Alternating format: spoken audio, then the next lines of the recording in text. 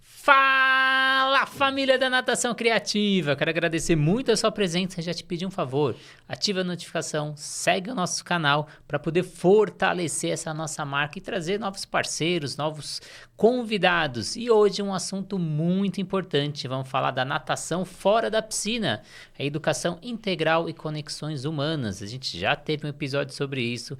Foi com esse convidado super especial que criou uma metodologia que transforma vidas. Paulo, muito obrigado pela presença, Paulo.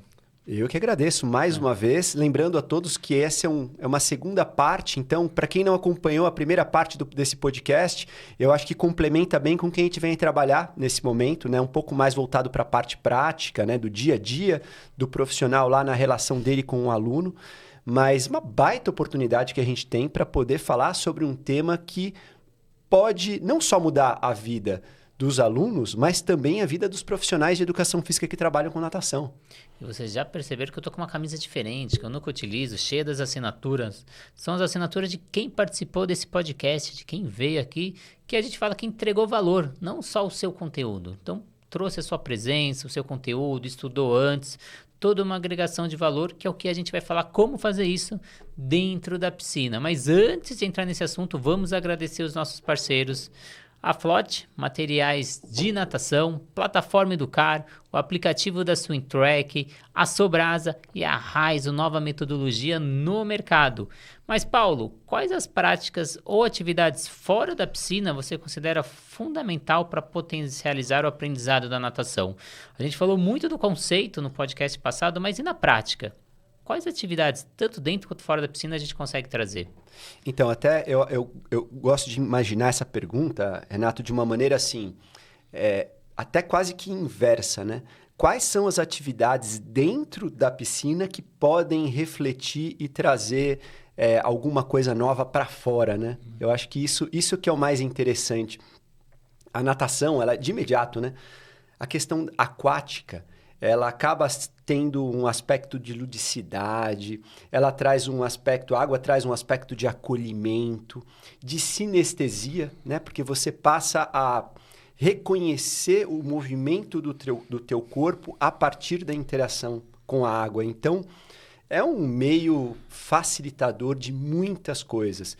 E tudo que você desenvolve na água, ele pode ser fantástico para depois se tornar um grande potencializador para ações fora da água, né? Então, em primeiro lugar, é partir desse entendimento, né? De que você está num ambiente que pode potencializar muita coisa, né? Então, por isso o de dentro para fora e não de fora para dentro. É muito mais o que a água e a interação com a água pode proporcionar para a rotina das pessoas. E para o desenvolvimento das pessoas. É o caminho inverso aí da água. Embora a gente tenha vindo da água, né, Renato? Todos nós viemos da água, mas eu acho que o professor Lula fala muito sobre isso, né? Que é uma pessoa que tem até uma visão sobre o aspecto emocional, psicológico. Mas, de qualquer maneira, sem dúvida alguma, essa união profissional de educação física, ambiente aquático e a natação o quanto instrumento. E tudo que pode ser feito a partir disso, gerando valor para as pessoas fora d'água, porque as pessoas ficam a maior parte do tempo fora d'água, né? Sim. Então, aí eu venho com alguns exemplos que eu utilizo. Você fazer uma resolução de problema, às vezes você pega ali um fósforo e fala que ele tem que atravessar essa piscina e do outro lado esse fósforo vai ter que pegar, então ele não pode molhar. Como ele vai nadar, como ele vai fazer, aí é resolução de problema. E isso vai auxiliar ele para a vida, ter essa atitude, pensar, ter esse raciocínio rápido, ou fazer trabalho em equipe. Aí você dá uma atividade que eles têm que montar um quebra-cabeça, e tem que montar em equipe. Aí você vai ver quem tem mais atitude, quem é mais detalhista, quem tem estratégia, ou quem fala as suas vontades, ou fala como montar aquela estratégia. Isso vai ajudar ele na vida, né? Não só ali na aula de natação. E ele está nadando, ele está utilizando a técnica, mas ao mesmo tempo você está ensinando valores. E você, como professor, você é mediador. Às vezes aquele aluno que não se comunicou tanto, aquele aluno que não colocou a sua vontade, depois você conversa com ele, explica, na próxima aula você coloca ele de novo. Ou coloca líderes ali, vou fazer um revezamento de camisa, um revezamento de roupa, qual vai ser a sequência de roupa. Então, fulano vai resolver qual é a sequência, quem vai ser primeiro, quem vai ser segundo. E ele tem que tomar aquela liderança, tem que comandar, raciocinar. Então, são pequenos exercícios ali que você coloca, dinâmicas, que você vai trabalhar esse ser de forma integral e não só a técnica dos 4 nados. Não que não seja importante a técnica dos 4 nados. Ainda assim é importante trabalhar a repetição, a gente corrigir esse aluno, mas é ir além. Então, eu gosto muito de comparar um taxista. A gente pegar um taxista de 10 anos atrás, quando eu entrava no táxi, o que eu esperava de um taxista? Que ele fizesse o caminho correto, porque eu nunca sabia o valor que eu ia pagar, eu não sabia qual o valor daquele taxímetro, se ele ia qual caminho que ele ia fazer, se era o caminho mais rápido, se não era, se era o caminho de mais trânsito. Hoje não. Hoje eu pego meu aplicativo, eu sei o preço que vai ser a corrida, eu posso escolher o caminho que essa corrida, eu posso escolher a estação do rádio, eu quero água, eu quero ar-condicionado, janela aberta. Então, o taxista que não se adaptou a esse novo mercado ficou para trás. Então, você, profissional, que está dando só aquela aula de técnica, uma hora você vai ficar para trás. Só que aí, Paulo, a importância agora é integrar essas famílias junto com essa metodologia, com esse novo contexto da natação. Como aliar a família nesse processo de natação mais humana e integral? Legal. Renato, você deu uma desenterrada esse negócio de táxi aí, hein? Isso aí é só pra gente véia. Como nós, né? Eu tô no meu espaço de fala. Mas assim, mas eu acho que é uma relação muito boa que você colocou, né? Porque realmente existe uma necessidade. Se existe toda essa revolução, por exemplo, simplesmente quando você fala na área do transporte, né? A questão do Uber e de tantos outros fatores que vêm sendo integrados a um único assunto, vamos trazendo para a realidade da natação, né? E a natação, cara, ela é muito... Eu acho que ainda tem gente que analisa a natação e o esporte em linhas gerais sob uma visão piramidal, né? Onde você foca no topo de uma pirâmide. Vamos pensar que o topo dessa pirâmide é um atleta olímpico. No caso da natação, um nadador olímpico, né? Poxa, será que de fato esse é o nosso objetivo? Formar um atleta olímpico, né? Falta um pouco, dentro desse pensamento de evolução, falta um pouco um olhar mais cuidadoso para a base dessa pirâmide, né? Que é onde estão as pessoas. Porque tudo que é desenvolvido na vida, né? Voltando a falar até um pouco sobre propósito, e aí a gente falou um pouco no último podcast, né? De encontrar propósito no que se faz, né? Mas quando a gente fala no ser humano em linhas gerais, né? As pessoas que estão procurando propósito, e aí se fala muito... quase sempre as pessoas convergem num assunto em comum, que é transformar as pessoas, mudar, contribuir com pessoas. Então, assim... Se o propósito de todas as pessoas, de uma certa maneira e numa linha mais ampla, é trabalhar e aprimorar pessoas, ajudar pessoas, então a gente tem que pensar na base da pirâmide e não naquele 1 em 1 milhão que se tornou um atleta olímpico. E isso não é desvalorizar o atleta olímpico, tá? De forma alguma. Ele tem valor na sociedade. Existe uma metodologia que eu, quando secretário de esportes, implementei na minha secretaria, né, na ocasião, que é a metodologia do SESI, né, que fala muito sobre a pedagogia do exemplo. E aí ele pega os atletas de alto rendimento que existem no SESI. O SESI é um celeiro, né, de atletas, um trabalho maravilhoso que eles fazem, e utiliza esses atletas para dialogarem com a base da pirâmide, mas não para mostrar para eles o caminho para eles se tornarem um atleta olímpico, mas para trazer um entendimento de que qualquer um deles pode atingir um objetivo de sucesso, independente de ser no esporte ou na vida, ou em qualquer outro aspecto da vida. Então, a gente precisa pensar na base da pirâmide. Isso é prioritário, né? E aí, essa questão da comunicação com familiares, a comunicação com outros profissionais, né? Porque se você pensa no praticante de natação, por exemplo, no jovem, ele tem uma relação dentro da família, tem uma relação na escola, eventualmente tem uma relação com outros profissionais da saúde, um psicólogo. E o professor, eu acho que ele tem que ser, dentro dessa ideia de que o professor ele precisa ser protagonista, ele de fato tem que saber ser um articulador e aprender a trabalhar de forma multidisciplinar, né?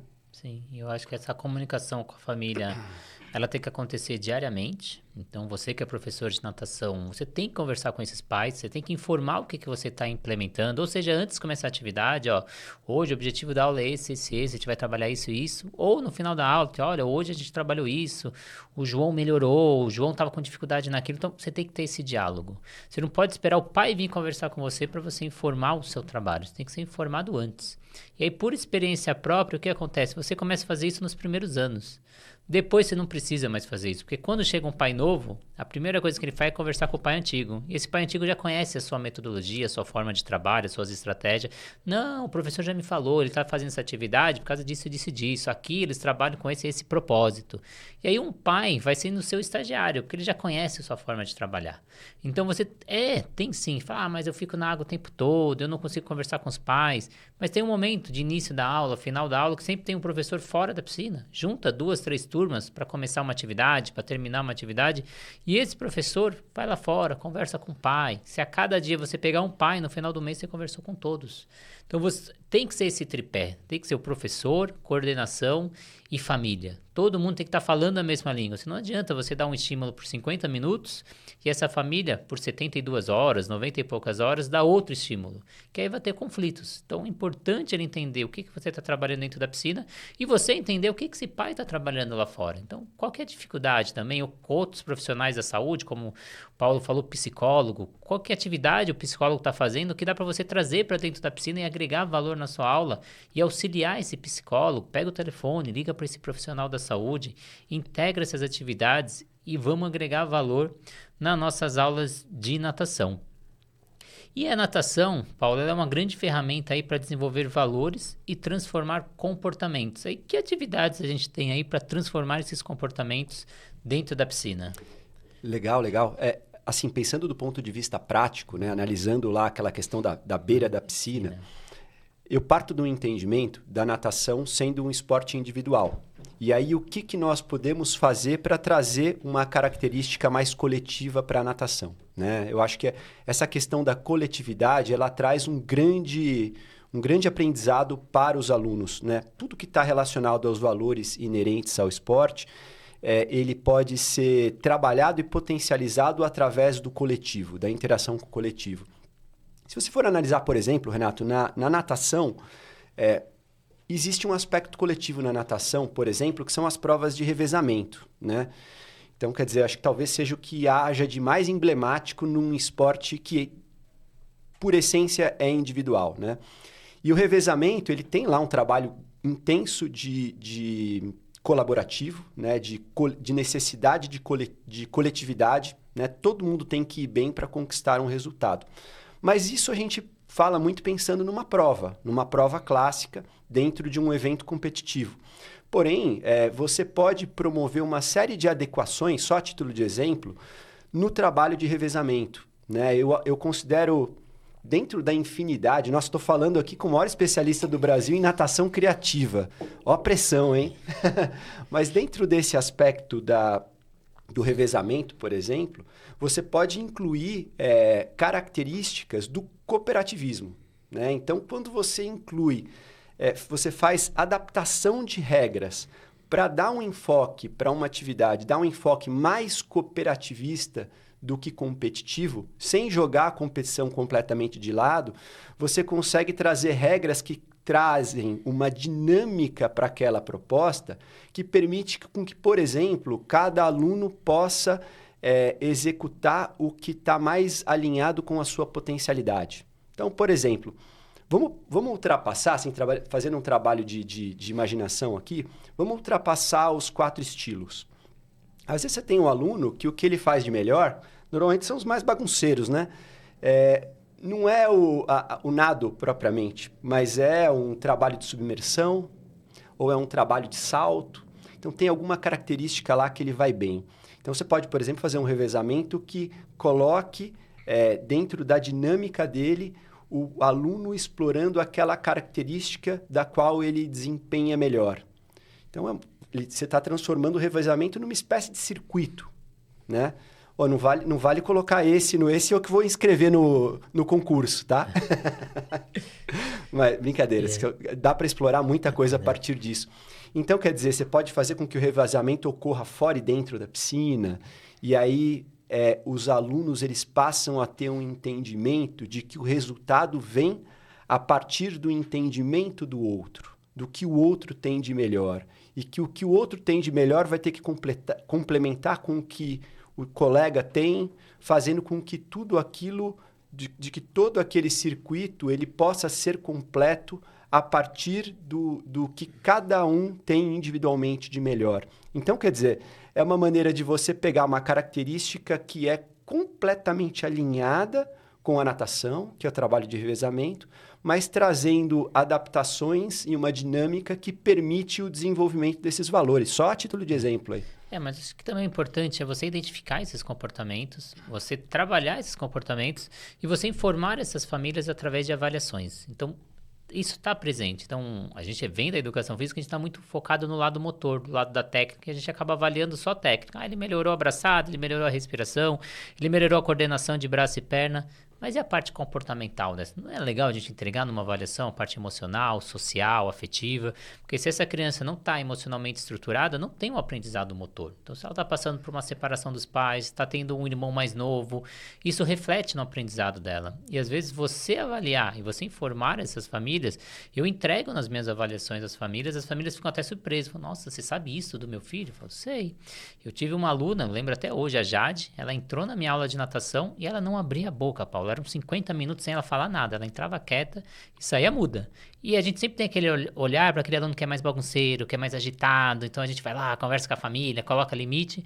Mas às vezes aquela criança que está de canto também necessita de um acolhimento, de um vínculo. E eu fui conversar com a mãe. Falei, mãe, a Jade não fala? A professora ela é assim mesmo, respeita ela, deixa ela, não é muito de falar. Falava, se a Jade não falar no próximo mês, eu não dou mais aula para a Jade. Que isso, professor? Eu falei, não, ela vai falar comigo no próximo mês.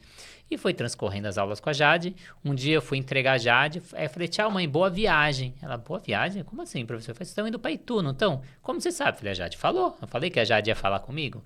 Como assim você fez a Jade falar com você? Eu falei, não, eu estimulei, eu descobri que a Jade, ela estava aqui no Brasil e ela foi morar um tempo nos Estados Unidos e depois voltou. Então, ela tinha dificuldade no português e aí ela tinha vergonha de falar. Então, eu comecei a me comunicar com a Jade em inglês e as outras crianças começaram a querer também falar inglês com a Jade para mostrar que elas falavam inglês. E a Jade começou a se comunicar até que ela criou o vínculo, aí ela começou a perder aquele medo de falar errado, porque ela já tinha um vínculo com as outras crianças, e aí começou a conversar comigo. Eu falei, mas era importante a Jade falar. Imagina se um dia ela estiver na escola e alguém quer que ela faça alguma coisa que ela não goste, alguém peça para ela fazer uma atitude que está errada, ela tem que aprender a falar não, a se impor, a fazer as coisas. Ela, nossa, professor, verdade, né? Então, a gente entrega mais do que só a aula de natação, a gente tem que ter esse olhar para essa criança e impor isso para os pais. Na hora da avaliação, eu entrego aquela criança que precisa mais de feedback, aquela criança que se comunica, que sociabiliza, não sociabiliza. Então, são itens que você vai colocando aí na sua avaliação. E a gente trouxe algumas atividades, você trouxe algumas aí, Paulo. Eu vi que você tem um projeto de informar e entregar mais atividades para os professores através de um livro e de um concurso. Como seria isso? Legal, legal. Entrando um pouco no assunto que você colocou dessa sua experiência, né? Me fez pensar uma questão, né? Por vezes, os pais levam as crianças na natação e tem um pensamento que não está errado, mas ele é muito limitado, né? Em relação, por exemplo, a... Estou colocando meu filho para gastar energia, né? É muito comum a gente ouvir o pai falando, agora meu filho vai dormir, que é uma beleza, porque gasta energia, cansa, descansa. E, de fato, eu também sou pai e é maravilhoso isso, né? Você coloca o teu filho na natação, ele gasta aquela energia. Mas a aula, ela vai além de você gastar energia. Não é só um gasto energético, né? Você está desenvolvendo o aprendizado dos nados e você está trabalhando a corporalidade, trabalhando todo o desenvolvimento psicossocial e psicomotor dessa criança, né? Então, existe essa necessidade de fato, o professor demonstrar isso aos pais através do diálogo, como foi colocado, né? E outra questão, assim, outro insight que eu tive em relação à tua experiência, Renato, cara, fazer bem feito, como de fato foi dado aqui um exemplo, né, na interação com essa criança, dá praticamente o mesmo trabalho do que fazer o padrãozão lá. Então, quer dizer, você faz o padrão, às vezes fazer o padrão às vezes dá mais trabalho, cara, porque o tempo demora mais para passar. E quando você faz bem feito, quando você faz de forma com que você, de fato, mude a vida daquela pessoa, é muito mais prazeroso, o tempo passa mais rápido. Então, cara, certamente não dá mais trabalho. Pode ser que dê menos, pode ser que o tempo passe mais rápido, né? Então, muito, muito importante isso. Agora, voltando ao concurso, né? O concurso ele vem justamente para trazer do ponto de vista prático o que cada profissional tem tido de experiência positiva relacionado a essas dinâmicas, né? Então, é trazer à tona para a gente compartilhar o conhecimento de cada profissional. E a oportunidade também de a gente conseguir fazer com que esse profissional entre em evidência através da publicação desse conteúdo. Poxa, baita oportunidade, gente. Participem do concurso, é um áudio de no máximo 5 minutos. Eu faço esses podcasts pelo WhatsApp o tempo inteiro, o Renato sabe disso. Então, quer dizer, você vai compartilhar a tua experiência e, a partir disso, uma série de benefícios para alunos, outros professores e para você também. Então, vem participar desse concurso, você manda um áudio explicando a sua atividade, uma dinâmica que trabalhe não só a parte técnica, mas os valores e competências dentro da natação. Você vai concorrer aí a prêmios e, além disso, vai participar de um livro onde a gente vai compartilhar todas essas atividades para o maior número de professores possíveis aí pelo Brasil e pelo mundo. Então, me chama no particular para você saber mais sobre esse concurso que surgiu agora aqui nos bastidores antes do podcast e a gente ainda está formatando esse novo projeto. Eu tenho certeza que você vai participar. Paulão, para a gente finalizar, deixa aí as suas redes sociais, os seus projetos. Uma questão, viu, Renato, só para complementar antes de chegar nas redes sociais, né? Essa questão que foi colocada também da avaliação, né? E é muito importante avaliar, é muito importante a gente conseguir quantificar isso, porque, por vezes, né, essa questão cultural, né, de o pai entender o valor do trabalho, ele passa pela avaliação, que é um feedback, é um retorno, né, uma maneira de você quantificar o que está sendo conquistado a partir da aula. Então, fica aqui um convite de fazer com que... Obviamente, nós fazemos isso através da nossa metodologia. A metodologia Raizu, ela proporciona isso de maneira ativa. Mas para qualquer academia, independente de possuir ou não uma metodologia, inclua nas avaliações dos alunos aspectos que vão além da técnica. Isso é muito importante. Então, esses valores, esse desenvolvimento, essa visão mais holística do seu aluno precisa ser contemplada nas avaliações, né? Então, poxa, para quem quiser nos acompanhar nas redes sociais, Metodologia Raizu. Você pode encontrar isso tanto no Instagram quanto no nosso site, metodologiaraizu.com.br. Segue a gente e passa a acompanhar, porque os conteúdos são completamente relacionados a essa visão da educação física, da natação, com propósito, uma visão de que a gente pode fazer mais e melhor pelas pessoas. Paulo, muito obrigado mesmo pela presença, obrigado para vocês aí do outro lado, obrigado aos nossos parceiros, a Flot, Plataforma Educar, aplicativo da Centrack, Sobrasa e, claro, a metodologia Raizu, que também apoia a gente nesse projeto. Então, para você que ficou até o final, compartilhe essa entrevista, tenho certeza que alguém precisa saber disso e alguém precisa participar desse concurso. Vamos trazer o maior número de atividades e compartilhar, porque a atividade que a gente usa lá em João Pessoa, a gente pode usar em Curitiba, que pode utilizar em Manaus, que pode utilizar em Goiânia. Imagina você ter um livro com várias atividades que transformam as vidas dos seus alunos com propósito, indo além da técnica. Então, vamos catalogar e criar a maior biblioteca do Brasil com exercícios de natação. Te convido para esse novo projeto e te espero aí a sua inscrição. Até a próxima entrevista.